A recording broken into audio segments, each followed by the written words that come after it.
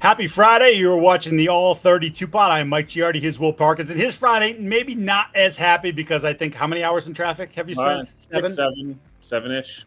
Good times in the New York, New Jersey area. Of course, this show, a part of and a proud member of the CLNS Media Network. And we are brought to you by Prize Picks, North America's #1 daily fantasy sports app. Download today. Use the code CLNS to get $50 off your first 5 Prize Picks. Run your game. So we're going to kick you off on a Friday and a weekend as training camps have gotten underway. Of course, Will's been at the Jets. I've been at the Patriots, so we'll dive into those. But before we do that, big story in the league. Christian Wilkins, who was one of the highest paid defensive linemen in football, got a massive contract 2 off seasons ago from the Las Vegas Raiders, leaving the Miami Dolphins. Terrific football player during his time in Miami. Yeah. Has been waived by the team, released. They have gone after his money, voided the $35.5 million left in guarantees because of, well, let's put it this way. I think they wanted him to have surgery on his injured foot, the Jones fracture that he suffered last year in October and has not played since. And he did not want to. He is still in a boot. They said, peace out, bro. We're not doing this anymore. Will, your thoughts on a marriage that fell apart very quickly? Yeah, one of the worst. Again, it's not, you can't control injuries. I think injuries are something that's part of the game and all this different type of stuff.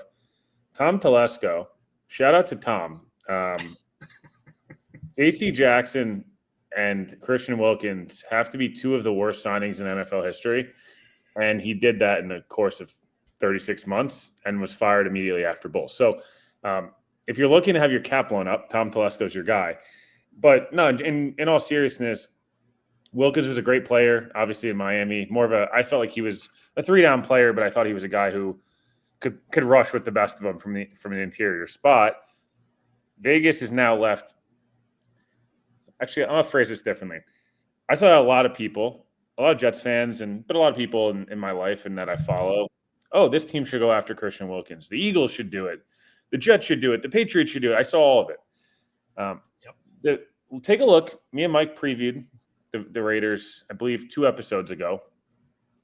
Take a look on Outlands or wherever you find your depth charts, wherever you get your podcast. No, I was gonna say, but look at the interior defensive line depth chart, and to they think all that's going on with the NFLPA. And me and Mike haven't really talked a lot about it because it's, we like to focus on ball here, but that's a whole nother story. For the Raiders to go after your money and feel confident enough they can win a $36 million voided guarantee. That's got to be a lot more behind the scenes. I don't have all the specifics, but from all things, if you follow some of the tea leaves, especially from people like Ian Rappaport yesterday, mentioned potentially injuring it in the John Wall fashion of you were rehabbing and re-injured it, doing something non-football related. And on top of that, they recommended surgery. He refused. He's nowhere clearly close. I believe he's still in a boot, Mike. I think you mentioned that. He's clearly nowhere close to playing. And I don't know what the motivation for him. Just from the outside looking in, this is unfair, but this is how I feel. So I'm not going to – it felt like a guy who got hurt and said, if I miss the next year or 2, maybe I can milk enough and I'll rehab slowly and I'll kind of get all my money and, I'll ramp up when I want to ramp up. And John Spytek, Pete Carroll. Pete's pretty damn easy to get along with, Mike. Mm-hmm. And if Pete's cutting you when they need him, they're trying to win football games. I'll tell you, week 1 for the Patriots got a little easier. Yeah. We were both high on the Raiders. I don't know how competitive they can be if teams can just run at Max Crosby, knowing unless Tyree Wilson takes a jump now, there's one guy in that defensive line I like. And as much as he's a star, I don't know, man. I think me and you were both concerned with Wilkins, but this is when's he playing football again? Yeah, well, see, this was a huge – when we talked about the Raiders and talked about being higher maybe on them than other people were, in part because of the Geno Smith edition, and Pete he knows how to run a program. Yeah. What was Kelly going to bring? Patrick Graham's a pretty good DC, those sorts of things. Hey, they really start with a good foundation, and if their defensive line, which they put a lot of money into, can be the kind of defensive line that we think when those guys are healthy, then I thought, okay, this could be a scary team, one that you're not going to have a lot of fun playing. You take Wilkins out of the mix, it's Adam Butler is that's the Jets legend Lecky Fotu. Yeah, so I mean that's the sort of drop off that you have, and not that Adam Butler not that these are bad players, but they're not the level nearly of Wilkins, which is why he got the kind of money he did. There were a lot of teams that were in on that potential signing, and he signed for a huge chunk and just did Don't you not. feel like the Raiders have to think they could easily win that battle? They wouldn't have done that. They would have just cut him, or they would have tried to do something to avoid the guarantees, man. We don't see that often. Yeah, see, I could see this being a situation where when it plays out, he gets half of that or something to that effect, that there's some sort of, whether it's a settlement or, hey, whatever. Yeah, you take 15. We don't have to take the Patriots went through it with Antonio Brown. They gave him that big chunk of money after they signed him. He was here for 9 days. They withheld, went after it, whatever, and he ended up getting like $5 million of the $9 million that he was supposed to get paid after that initial thing. So he got some money. He didn't get all. I'm wondering if that's the same case. But again, he has filed a grievance, and we'll see how that plays out. Let's get on to the teams that we've been studying in our own backyard. You and I were texting, what day is it now? Wednesday, when it seemed like the Jets season went like it did 2 years ago in the first regular season game, when, of course, Aaron Rodgers lasted 4 plays and tore his Achilles. You see reports, tweets. Fields is down in non-contact. He's being carted off the field. His right shoe was off, or left shoe, whatever. I forget what foot it is. You can educate the fans on that. And it was just like, oh my God, like clearly sort of a placeholder, or at least a bridge guy with maybe some potential to develop. But like we talked about, we think that the Jets, because of the coaching and the change and sort of the attitude, that there could be a better football team than people expect, not predicting 12, 13 wins or anything crazy like that. Just like, hey, maybe with the hire, they got it right. And Fields is a tough kid. And all of a sudden, mere minutes into practice, right? Like you're going, is the season already over? No, by the way, I had to look up the backups because I knew Tyrod was number 2, but then I was like, Adrian Martinez and Brady Cook. Brady Cook actually yesterday had one of the worst practices I've watched in person. He threw 3 interceptions. Could have had another 4 or 5. They run the first set of team. First rack of plays. Ones go, 2s, 3s, 4s. They re-rack. Ones go. Incomplete pass. Quincy Williams had a really nice play, a nice breakup. And I look over and I'm jotting notes. I'm sure you do the same thing, Mike, and jotting down completions and everything. And I see Fields limping, and it's like a limp of I sprained my ankle last week playing kickball. So like I that limp, right? This is the classic. It's not my fault, but sure. Yeah, the fact that you're playing kickball.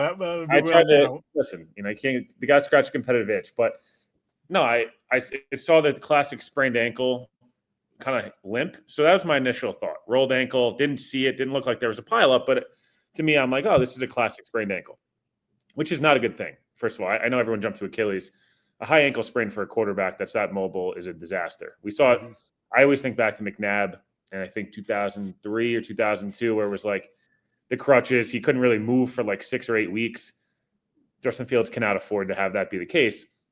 I will say, before I finish down the injury, Tyrod, on the face of it, if you were trying to win one game, Tyrod's probably a better quarterback right now. I don't think that's part of the reason Tyrod's not a starter is he can't stay healthy. And he's 36 years old at this point. But like the Jets wouldn't be screwed if Fields was hurt. It's more of the longevity of like, this is let's see what we got year. And it was just the excitement around Fields of like, oh, as we've talked about, hey, like there's all these top 10, top 15 pick quarterbacks even be having this revitalization, and the coaching staff and the vibes around the building, everything's going right. And it was just like first play again, he rolls out. I didn't see him get stepped on, but he did get stepped on. And what was concerning Mike was, one, he sat down and then stood back up and then limped off, which, again, that's what happened to Rodgers. I think that's why everyone had the PTSD. What concerned me, frankly, was he goes over the training table. I'm trying to describe for the people listening what Jets practice. Usually you're there on the field when the fans are there. When the fans aren't there, they kind of have you on it's on a balcony, but it's like so you could see everything, but you're not down there. So the training table is directly 75 yards in front of me. And I see them unwrapping the ankle, and I'm going, okay, ankle. And then Fields moves like back behind a tree. And I'm like, oh no, they're hiding him. You know what I mean? Because that's where all the media is. I'm like, they're hiding him. And I hear the guy below me go, get the cart. And I literally thought to myself, damn it, man. Like, I know precautionary. I understand the way it works. I played my whole life. I understand the card's precautionary, but they're moving him backwards. The ankle tape's off. With an Achilles, Mike, right away. It's one test, And I go, they did the test, and it's the Achilles. I know it. I have this weird feeling. He's doing all these different things. Braylon Allen went and checked on him. I'm like, this is just such a joke. Because they went right to field goal right after. They only did one play a team. And Fields takes the long way around. He's in the front seat. I will give myself credit, unlike everybody else. I tweeted, he's on the cart, he's not being carted off. So I'm going to give myself a pat on the back there. Nick Wright and others went on rants about it. Long story short, he got up and walked after they got to the facility. Just the Jets practice facility from where the training room is not actually that close. So it does make sense. And then Glenn, I'm texting you and I'm texting a bunch of people. I'm going, I don't know what happened. It's hard to tell, but we'll know if it's an Achilles quite soon. Glenn walks out. I'm trying to just paint the picture for everybody because it's honestly hysterical. Glenn walks out up the stairs to come to in the press room outside, and his head's hanging. And he's taking forever. And I'm like, dude, come on. Like, we're not really going to do this. Day 2 of camp. And he goes, it's a toe for Tyrod. And I go, what?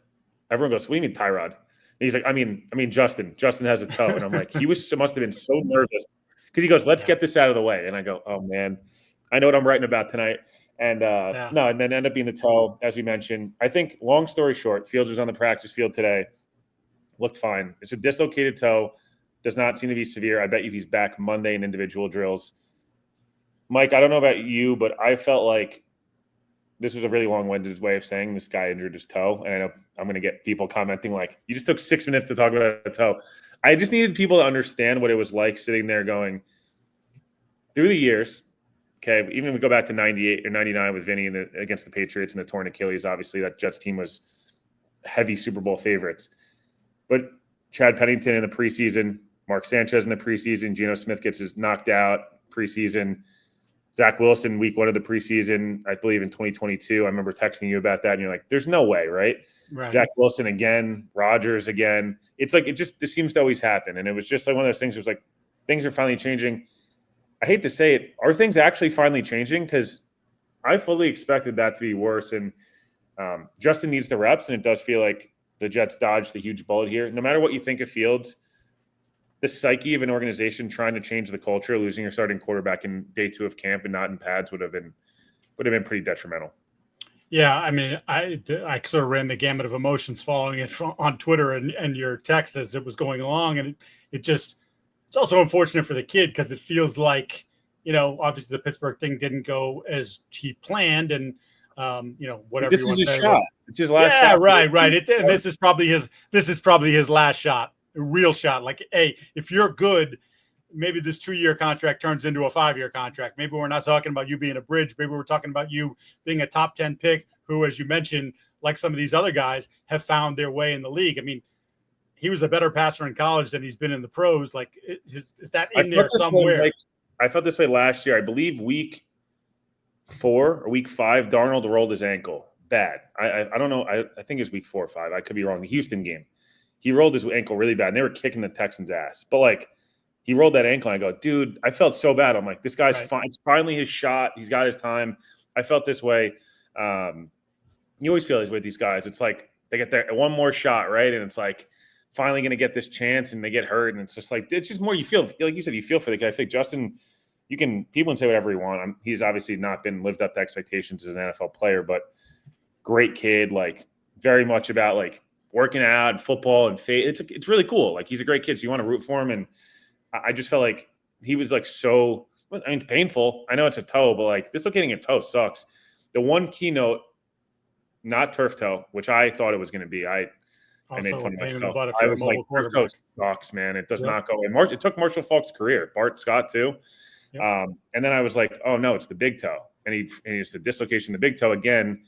You can't grab anything. So to go from Achilles to sprained ankle to not a big toe to then the second toe and getting out there on the practice field. The only other notes from Jets camp I wanted to point out, I want to move on to Pats camp because there's a little bit more interesting stuff. Brandon Stevens, a lot of question marks coming in. $12 million a year for a corner. You know, the Carlton Davis stuff, was he going to go to the Jets, the Patriots, the Glenn relationship? The Patriots needed the corner. They signed Davis, and the Jets end up with Brandon Stevens. And Stevens was one of the worst graded corners in the league last year. But it wasn't because he's not sticky in coverage and he's not a really good player. He's not a good player. It's that his ball skills are horrendous. Like, that's just the reality of it. He was the best player in the field yesterday, and it actually wasn't. Sauce looked great, and Michael Carter and the rest of the secondary. But, like, Stevens was legitimately awesome and actually made 2 or 3 plays on the football. They're pass breakups. I know people are going to be like, they're not interceptions. It doesn't matter. Asante Samuel somewhere rolling his eyes. But I was like, wow, I saw just a little bit of the light switch come on. And I asked Glenn about it, and he lit up. And I'm patting myself in the back here because he wants to talk about corners. You know, like this. You asked Vrabel about a linebacker play. He's just going to light up. So I was impressed. If Stevens can be 80% of what DJ Reed's been the last couple of years, he's a better tackler and different things like that, the Jets will be okay in the secondary. And I think that's, again, a little bit of a brush of luck. Mike will obviously kick it over to more interesting stuff. I did want to ask you one quick question. Have you seen anything from Thomas yet? The Florida State corner, the long. I have. He's been really impressive. I'm nervous. I'm almost too high on him. Like, I'm almost like he's not the athlete Sauce is in terms of Sauce running the low 4.4s. Mm-hmm. There's a lot of similarities to the way they're just really long, gangly. Like, he's got this narrow stance, and it's just he's got go-go gadget arms, and there's a nice punch off the line of scrimmage. He's not 230. He's probably 190, 195 pounds. Maybe he's up to 200 at this point. Will McDonald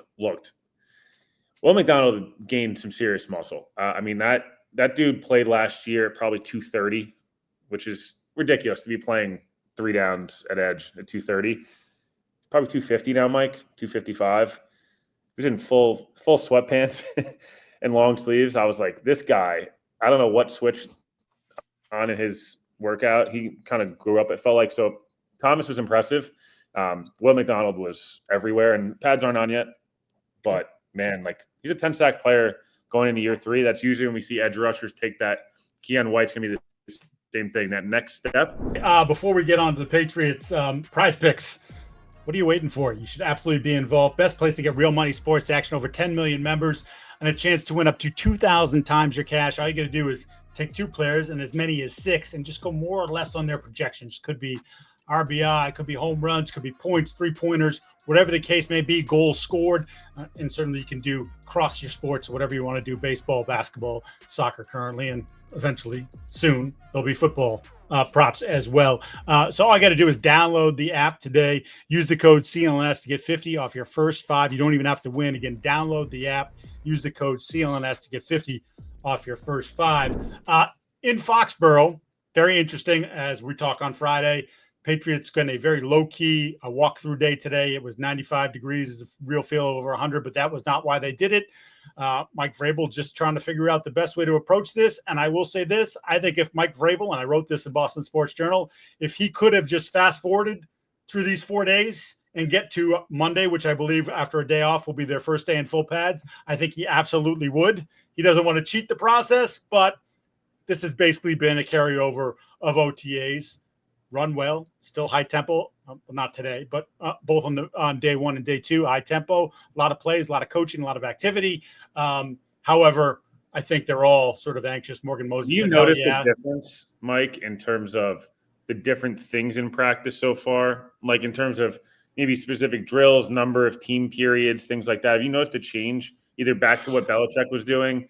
Or is it more that level of team periods and things, or is it more Mayo? So there's been some there's been some good, and today, again, walkthrough, but they had 2 full on the same field going in different directions, but they had offense, defense. Here's your 1s and guys that are rotating in with the 1s versus the 1s, and here are the 2s and 3s and the guys, the 4s, whatever, rotating in there. But it just, the thing about this, and I keep going back to it when we started watching them in the spring, is no wasted time. Like, there was a lot of meandering last year under Mayo, and they had these 2.5-hour practices, and it was 2.5-hour practice. And it's yeah, well, it could have done it in an hour and 45 if they had been, if they knew what they were doing and they had some urgency to it.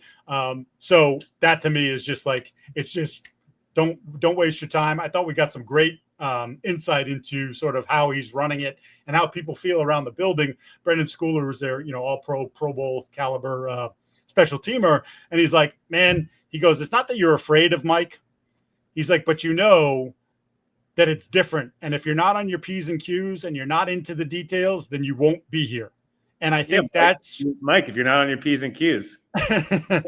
So it's interesting that when you talk to the different players, they're all sort of feeling that same vibe. And it's like, he's doing what Belichick used to do with the pop quizzes when he sees the guy in the hallway, but he's not doing it. Sometimes Bill did it, I think, to embarrass if he could. Yeah. And Mike's talking about it saying, well, look, like it's their job to know, but it's my job to make sure they know. So if they don't know, then we're having a teaching moment right there, because then I'm explaining to them, this was the answer, and this is why this is the answer, So to me, again, he just has, through the first however many months he's been here now, he has the right way of taking little jabs at guys, but not making it so that it's so personal that it then becomes a problem. You know what I mean? It's like he talked today about the rookie center / he's playing guard as well, Jared Wilson, the 3rd round pick from Georgia. And he missed most of the spring. He was working off to the side, recovering from something. He's been heavily involved in the mix with the first teamers as the first sub coming in for Garrett Bradbury, like splitting reps with Bradbury or getting a share of reps, but then also working at left guard behind Cole Strange. But again, with the first. And then today he was with the right guard in the right guard spot with the ones at one point. So like, it's clear they're pushing him to you're either going to start somewhere along the front line in the interior, or you're going to be the first guy off the bench to take any one of those 3 spots. But he was talking about, hey, one of the things he liked about Wilson and what you're seeing right now is he kept up with it. Mentally, he couldn't be out there physically doing it with us. He's working off to the side, but he knew the playbook and he knew what he was supposed to do. So now when you throw him in there, you're like, well, were you paying attention? Did you pick it up? And it's clear they feel comfortable to this point with what he's been able to retain from the spring. And it says a lot about his mental that he's able to not rep it, but still get it.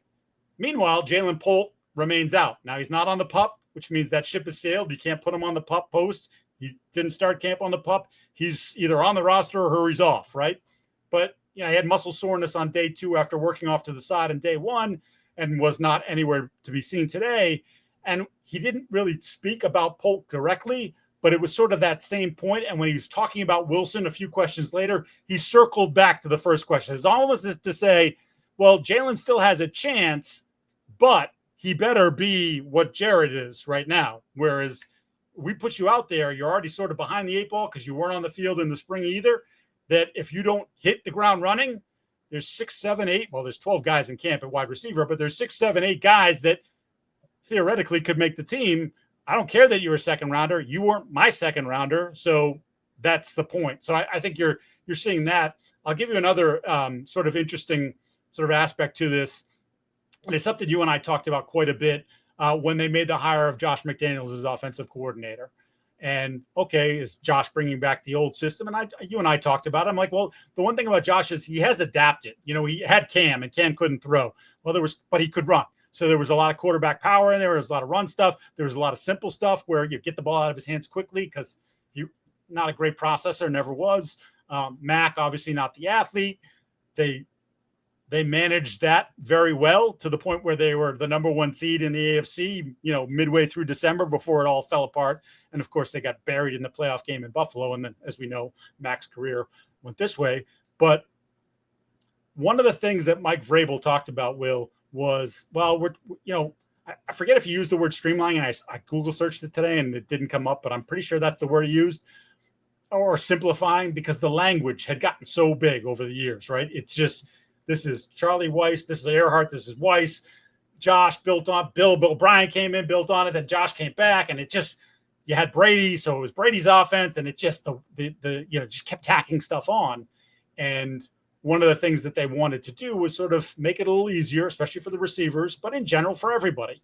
Like, we're just not going to throw this 25, 27 word play call at you and then have to decipher it in these 15 seconds as you're lining up, trying to figure out what the defense is doing and how many options I have off it. Well, Hunter Henry told us back in the spring, feels like the same old offense to me. Kendrick Bourne on Thursday said, same offense, same Josh. And then Garrett Bradbury, who's new to the system at center, who played his first 6 years in a West Coast system in Minnesota. He said today, some of the stuff, it doesn't make sense. And he wasn't doing it to be critical, but he's talking about the play call itself, right? He said in the West Coast, there's an L or an R. You can, L left, R right. Yeah, Willie, Ricky.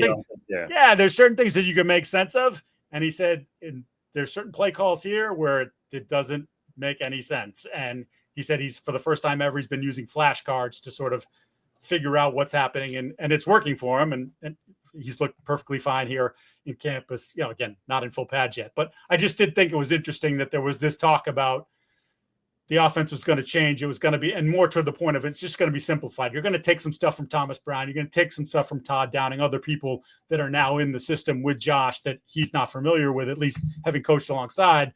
But that I thought, and it seemed clear that they wanted to cut the language down, and it doesn't appear the language has been cut down. So that's just something to monitor going forward. If the young receivers don't get it, maybe it's not just because they're not talented enough. Maybe there's part of that. Or if Drake seems like he's bogged down at various points, maybe that's it as well. So those are a couple things that jumped out to me. What's interesting too, I think, Will, just to kind of finish it up quickly, is managing different people. Carlton Davis was on the NFI, came off, practiced the first day, maintenance day yesterday. He was back today. Christian Barmore, was a full go all spring, worked out all off season. Again, has told us over and over again, he's healthy, not worried about the blood clots recurring. First day of practice, full go. Second day, working off to the side. Spoke to us afterwards, great spirits, said he's faster, feels better than he ever has. He's down to about 305 pounds, by the way, which he played 2 years ago when he was a dominating force. He was around 320.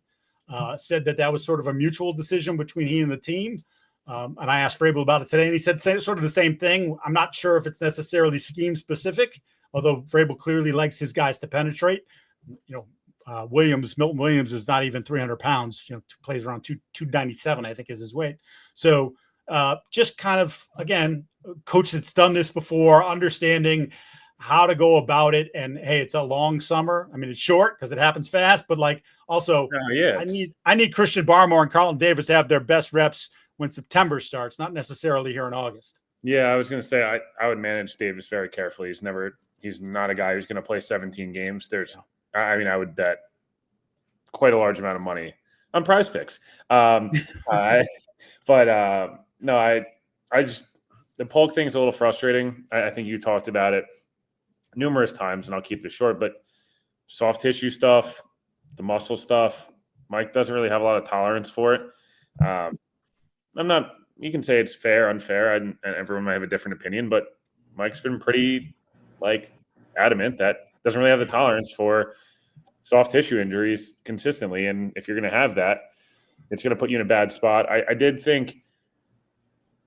I'm curious what's going to how they're going to handle how much they put on guys' plates. You mentioned the terminology from Josh, and I like the idea of early in camp throwing a lot at guys early in late spring, early camp, and be kind of letting Drake swim a little bit, fight uphill a little bit, and the offensive line, and kind of make it you guys got to buy in with me. And a lot of coaches, some coaches want to ease you in, and other coaches want to have you go kind of see how you handle some adversity. And not that Drake needs any more adversity after last year, but at some extent, I think Josh wants to see what he can throw at him, what he can test him with, and these receivers, these backs, and hey, Ramondre, this is a new offense, but you've been in this offense before, and I want to see I'm going to throw different pass pro things at you and different things. I want to see how you're going to respond. Are you still the guy that was here a couple of years ago, or are you a different player now? I think it'll be interesting. And then last thing with the Patriots, I think it's going to be the entire year. It's going to be the same conversation.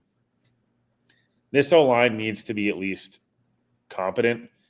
And I am really nervous that it's going to take either a while to get there, or they just don't have the horses. And at some point, Will Campbell, unfortunately, just being okay this year, which is a normal expectation of a left tackle as a rookie. Expecting anything else is a really difficult thing to have happen. I just feel like, unfortunately, they kind of need him to be awesome. And I just worry a little bit in terms of, like, can they meet the standard of which Josh wants them to play at? Some of the skill guys, they do have some nice pieces on offense. It's not like, again, I don't love the receiver room still, unless Kyle Williams is going to really, and I know he's a nice start to camp, unless he's going to really take off and Diggs is Diggs. Henry's a nice player, and Ramondre and Henderson, all this stuff. Like, there's pieces, and there's a good play caller and a good quarterback that's ascending. I just keep coming back to, like, the way the offensive line progresses over these next 6 weeks, I think in a make or break, whether the Patriots are 10, 11 wins, they're in the playoffs, they cemented themselves, they're back, or it's like, damn, we're still a 6-win team, but, like, we know we're better than that. And, like, I feel like there was 10 wins there for us. And I don't know. I'm just going to be I'm going to try to get up to Patriots camp at one point, this summer. I want to see what it looks like, because that's, to me, the biggest X factor. One of the bigger X factors in the entire league, frankly, is the Patriots have had a lot of talent. Them and the Giants have added a ton of talent.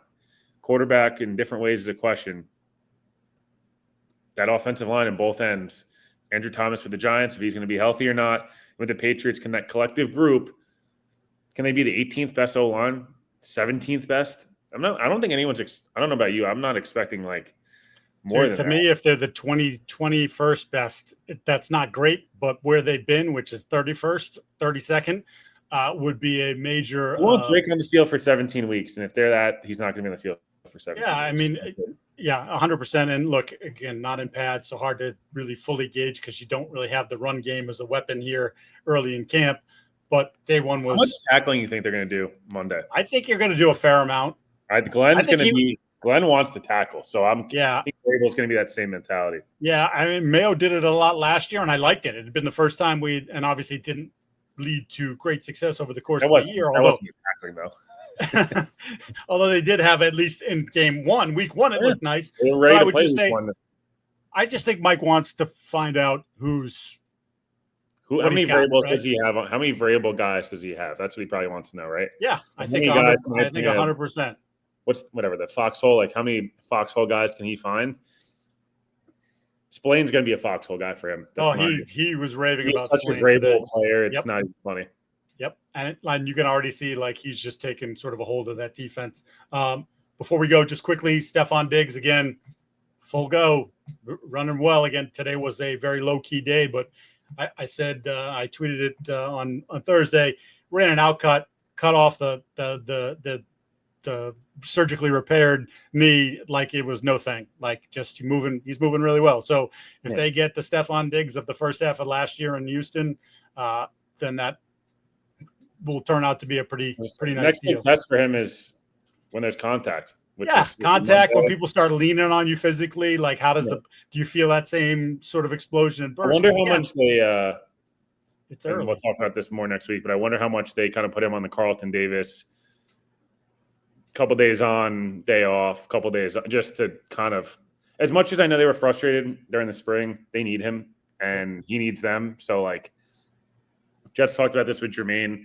As long as they're on the same page for a plan to make sure he's ready for week one, that's awesome. It's just player and coach, it's training staff, all got to be cohesive there. And if they are, Diggs will be ready to go week one, and, with no Christian Wilkins. All right, that's going to do it for this show. For those listening, we ask you to subscribe to the podcast, like, and leave a review. And for those watching the show on CLNS, go ahead, hit the like button, subscribe to the Patriots Press Pass YouTube channel, where you can find our show and a lot of other great Patriots content. Also, please make sure to turn on your notifications so you know the instant a new video drops. Have an excellent weekend. We'll stay out of traffic, and we will see you next week.